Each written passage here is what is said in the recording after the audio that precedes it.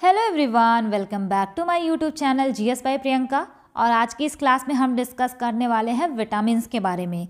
और इससे हर एग्ज़ाम में क्वेश्चन पूछा जाता है कि विटामिन का नाम दे देगा और पूछेगा इसका सोर्स क्या है, या फिर ये पूछ लेगा कि इसकी कमी से कौन सी डिजीज़ होती है। तो ये काफ़ी ज़्यादा देखा गया है और कहीं कहीं इसका साइंटिफिक नेम भी पूछ लेता है। तो हम इसको कवर करते चलेंगे आज की क्लास में, और बहुत इंपॉर्टेंट टॉपिक है, आपको ध्यान से पढ़ना है। तो चलिए स्टार्ट करते हैं इस क्लास को। तो सबसे पहले हम बात करते हैं विटामिन्स की। ये जो टर्म है विटामिन्स, ये नाम दिया किसने? तो ये नाम दिया था सी फंक, यानी कैसिमिर फंक ने ये नाम दिया था। Vitamins are micronutrients, biological regulators, metabolic regulators, organic compounds. Vitamins जो हैं माइक्रोन्यूट्रिएंट ऑर्गेनिक कंपाउंड्स हैं। ये जो होते हैं हमारी बॉडी में स्मॉल क्वांटिटीज़ में नीडेड होते हैं, कम मात्रा में ही इनकी ज़रूरत होती है हमारे बॉडी में।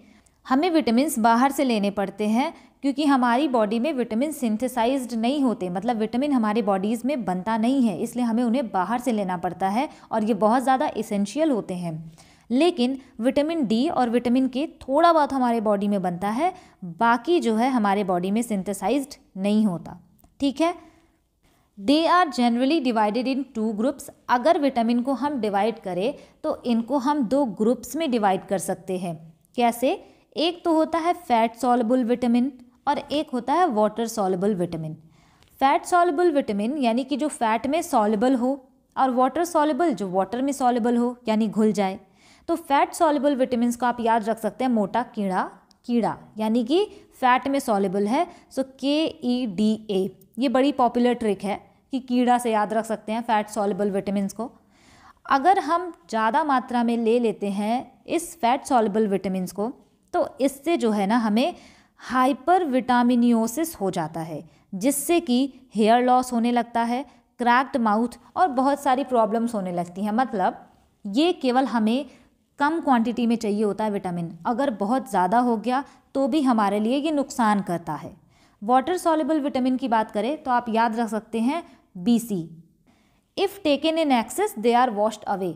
अगर हम वाटर सॉल्युबल विटामिन को ज़्यादा क्वांटिटी में ले लेते हैं तो इससे हमें नुकसान नहीं होता, क्योंकि ये जो है हमारी बॉडी से वाटर के रूप में, वेस्ट के रूप में हमारी बॉडी से ये निकल जाते हैं। ठीक है, तो अब चलिए हम विटामिन्स देखते हैं, विटामिन्स के साइंटिफिक नेम देखते हैं, उनका सोर्स क्या है और उनकी कमी से डिजीज़ कौन से होने वाले हैं। तो सबसे पहले हम देखेंगे फैट सॉल्युबल विटामिन्स को। तो यहाँ पे होगा हमारा नाम और यहाँ से साइंटिफिक नेम, और यहाँ पे डिफिशियंसी से जो भी डिजीज़ होती हैं, और यहाँ से सोर्सेस कि वो विटामिन का सोर्स क्या है। तो सबसे पहले हम बात करते हैं विटामिन K की। सो विटामिन K का साइंटिफिक नाम है फाइलोक्विनोन। और अगर इसकी कमी होती है ना तो नॉन क्लॉटिंग ऑफ ब्लड यानी खून का थक्का नहीं जमता और हेमरेज हो जाता है।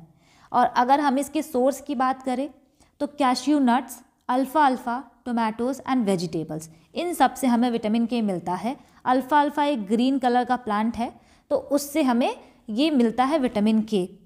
अगर किसी भी विटामिन का सोर्स पूछे तो आप वेजिटेबल और फ्रूट तो सब में लिख सकते हैं लगभग।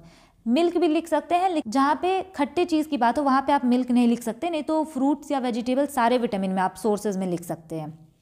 नेक्स्ट है यहाँ पे हमारा विटामिन E। विटामिन E का जो है साइंटिफिक नेम है हमारा टोकोफेरॉल। ठीक, और अगर हम इसको कम मात्रा में लेते हैं, इसकी डिफिशियंसी अगर है तो हार्ट प्रॉब्लम हो जाती है, हीमोलाइसिस हो जाता है, स्टेरिलिटी हो जाता है। अब हीमोलाइसिस क्या है? हीमोलाइसिस होता है RBC का डिस्ट्रक्शन, यानी रेड ब्लड सेल्स का डिस्ट्रक्शन होना ही क्या होता है? हीमोलाइसिस। स्टेरिलिटी की बात करें तो बांझपन को हम बोलते हैं स्टेरिलिटी। ठीक, और इसका सोर्स अगर पूछे milk, nuts, pumpkins, leafy vegetables और गुआवा, यानी ये इसके सोर्स हैं। तो मेन आपको याद रखना है साइंटिफिक नेम टोकोफेरॉल, और इसकी डिफिशियंसी से स्टेरिलिटी या फिर हीमोलाइसिस और हार्ट प्रॉब्लम ये सब हो जाता है। नेक्स्ट है विटामिन D। विटामिन D का साइंटिफिक नेम है कैल्सीफेरॉल। ठीक, और इसकी डिफिशियंसी से होता है रिकेट्स, कई बार एग्जाम में पूछा गया है, ऑस्टियोमलेशिया। और रिकेट्स जो होता है ये चिल्ड्रंस में होता है, ऑस्टियोमलेशिया एडल्ट्स में होता है। और ये होता क्या है रिकेट्स और ऑस्टियोमलेशिया? इसमें क्या होता है ना, बोन्स काफ़ी ज़्यादा सॉफ्ट हो जाती हैं, मतलब बहुत बेकार हो जाती हैं हमारी बोन्स, बहुत पतली हो जाती हैं। इसका सोर्स अगर पूछे तो फिश, एग और मिल्क। वैसे सोर्स नहीं पूछता ज़्यादा, सिर्फ उसका साइंटिफिक नेम और डिजीज़ पूछता है, ठीक है। विटामिन ए की बात करें तो इसका साइंटिफिक नेम है रेटिनॉल, और इसकी कमी से हमें हो जाता है night blindness and xerophthalmia. Night blindness का मतलब कि डिम लाइट में या बहुत कम लाइट में दिखना ही बंद हो जाता है, कभी कभी तो कंप्लीट लॉस हो जाता है आई विज़न का। ज़ीरोफ्थैल्मिया का मतलब होता है ना कि आंखें बहुत ज़्यादा सूख जाती हैं जब, तो उसको हम बोलते हैं ज़ीरोफ्थैल्मिया, और ये भी बहुत ख़तरनाक डिजीज़ होती है, ठीक है। अगर सोर्स पूछे तो milk, carrot, nuts, tomato and green vegetables, तो ये इसके सोर्सेस हैं। तो बस आपको यहाँ से ये याद रखना है, विटामिन डी का साइंटिफिक नेम कैल्सीफेरॉल और विटामिन ए का रेटिनॉल, और विटामिन डी से जो है रिकेट्स होता है और ऑस्टियोमलेशिया, और रेटिनॉल इससे नाइट ब्लाइंडनेस एंड ज़ीरोफ्थैल्मिया होता है। नेक्स्ट बात करते हैं हम वाटर सॉल्युबल विटामिन्स की। विटामिन सी की बात करें अगर हम, तो इसको हम बोलते हैं एस्कॉर्बिक एसिड। क्यों? क्योंकि ये खट्टे होते हैं। एस्कॉर्बिक एसिड खट्टे चीज़ों में पाए जाते हैं, तो इसकी डिफिशियंसी से होता है स्कर्वी, स्वेलिंग और ब्लीडिंग ऑफ गम्स, मसूड़ों में खून आना, स्वेलिंग हो जाना। और अगर सोर्स पूछे तो ब्रोकली, लेमन, ऑरेंज, टोमेटोज़, यानी खट्टी चीज़ों में ज़्यादा मिलता है ये, ठीक है। अब यहाँ पे देखिए जो हमारा विटामिन बी है ना, तो वो विटामिन बी केवल एक ही बी नहीं है, बहुत सारे इसके वेरिएंट्स होते हैं। जैसे विटामिन बी1 की बात करें तो इसको हम बोलते हैं थायमिन, और इसकी डिफिशियंसी से हो जाता है बेरी बेरी, ठीक। ऑप्शन में अगर आए विटामिन ए, विटामिन बी, सी या फिर ई, तो आप विटामिन बी मार्क करेंगे, लेकिन अगर B1, B2, B3 करके आ गया तो B1 मार्क करेंगे। तो इसका साइंटिफिक नेम है थायमिन, और इसकी डिफिशियंसी से हमें हो जाता है बेरी बेरी। तो आप ऐसे याद रख सकते हैं कि B1 यानी बी को एक बार और लिखो, बेरी बेरी, ठीक। तो ये इसका सोर्स क्या है? फ्रेश फ्रूट्स और पल्सेस। विटामिन B2 इसको हम बोलते हैं राइबोफ्लाविन। इससे क्या हो जाता है? क्रैक्स हो जाती हैं स्किन में, लिप्स में, ये सब में। और अगर इसका सोर्स पूछे almonds, milk, green vegetable and meat. Next है हमारा विटामिन B3। विटामिन B3 को हम नियासिन बोलते हैं, और इसकी कमी से पेलाग्रा, वाइटनिंग ऑफ हेयर और डर्मेटिटिस हो जाता है। तो ये तो कई बार एग्जाम में पूछा गया है कि पेलाग्रा किसकी डिफिशियंसी से होता है, तो विटामिन B3 के। सोर्स पूछे तो carrots, meat, milk, nuts, tomato. Pellagra जो होता है काफ़ी डेंजरस बीमारी होती है, ये कभी कभी डेथ हो जाती है इससे लोगों की, मतलब स्किन पूरी ख़राब हो जाती है, इसमें पूरा रेड रेड और पता नहीं कैसा हो जाता है। हो सके तो मैं यहाँ पे फ़ोटो एक लगा दूँगी, आप देख लीजिएगा पेलाग्रा का। और डर्मेटिटिस की अगर हम बात करें तो इसमें क्या होता है कि जैसे लाल लाल चकत्ते जम जाते हैं ना शरीर में, कहीं भी, मतलब सर पे, हाथ पे, कहीं पे, तो वो डर्मेटिटिस होता है, मतलब स्किन का सूज जाना, लाल लाल चकत्ते पड़ जाना। लेकिन उससे भी डेंजरस ये पेलाग्रा होता है। विटामिन B5 पैंटोथेनिक एसिड बोलते हैं इसको, क्योंकि पेंट का मतलब होता है 5, तो यहाँ से आप याद रख सकते हैं विटामिन B5 यानी पैंटोथेनिक एसिड। इससे हो जाता है पेरिस्थेशिया और स्किन डिसऑर्डर। अगर इसका सोर्स पूछे तो broccoli, leafy vegetable, meat, tomato etcetera. Vitamin B6 pyridoxine, 6 में एक्स आता है तो यहाँ पे भी एक्स आता है, तो पेरिडॉक्सिन बोलते हैं इसको। इससे हो जाता है एनीमिया, डिप्रेशन। अनीमिया क्या होता है? खून की कमी हो जाती है बहुत। एनीमिया बहुत बार पूछा जाता है, एनीमिया किसकी कमी से होता है? तो विटामिन बी, पर्टिकुलरली बात करें तो विटामिन B6, और अभी हम आगे भी पढ़ेंगे परनीशियस एनीमिया, ठीक है। अगर इससे पूछे सोर्सेज क्या हैं? Whole wheat grains. B7 की अगर हम बात करें, विटामिन B7 की, तो इसका जो है साइंटिफिक नेम है, या फिर हम ऐसे उसको बायोटिन बोलते हैं, और इसकी डिफिशियंसी से हमें बॉडी पेन हो जाता है और डर्मेटिटिस हो जाता है।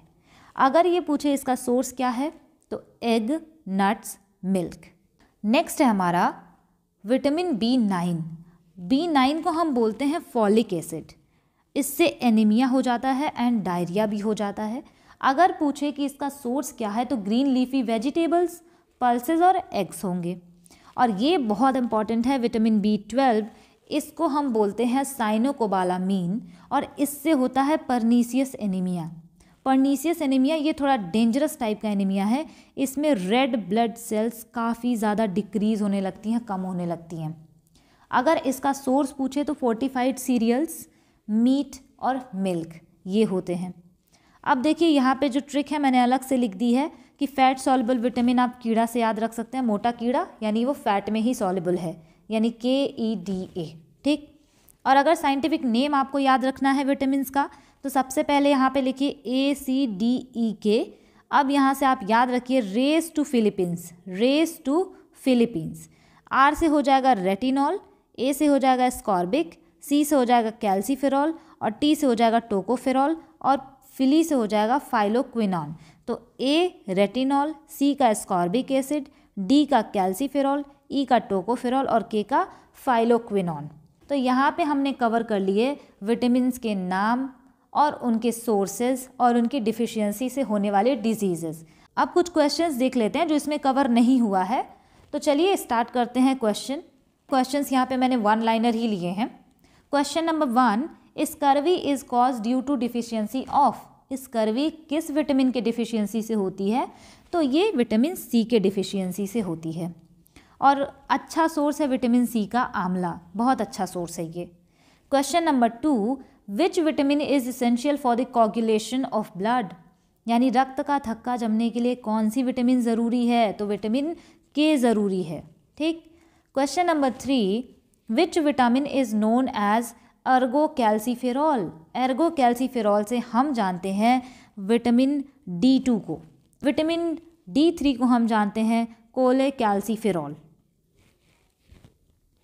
Question number 4, in human body vitamin E is stored in. Human body में विटामिन A कहाँ पर स्टोर होता है? तो आंसर है यहाँ पे ये लिवर में स्टोर होता है और रिच सोर्स है विटामिन A का carrot. Question number 5, which vitamin are essential for health of brain.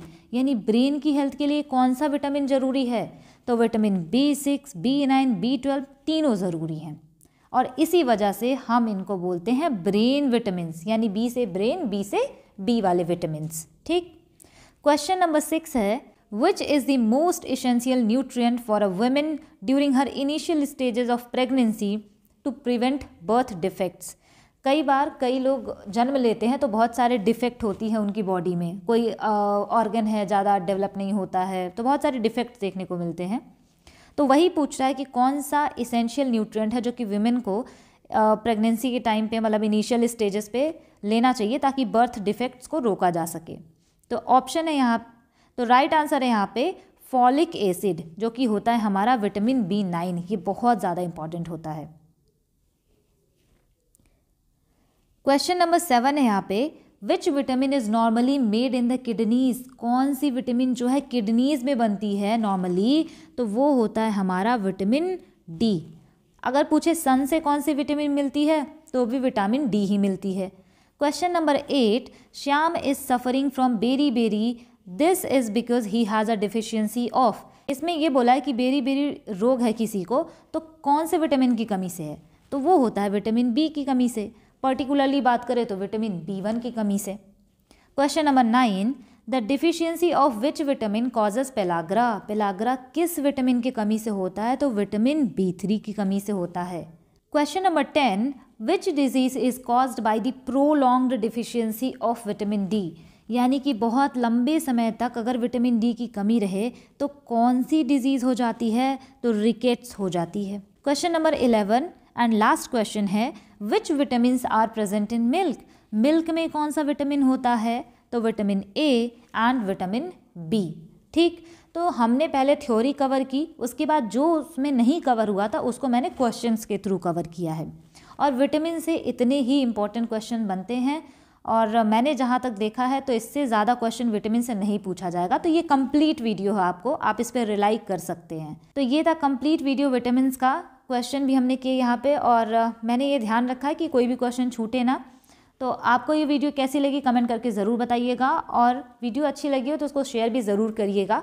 और ऐसे ही GS की वीडियोस के लिए आप मेरे चैनल को सब्सक्राइब कर सकते हैं। Thanks for watching, stay tune, keep learning.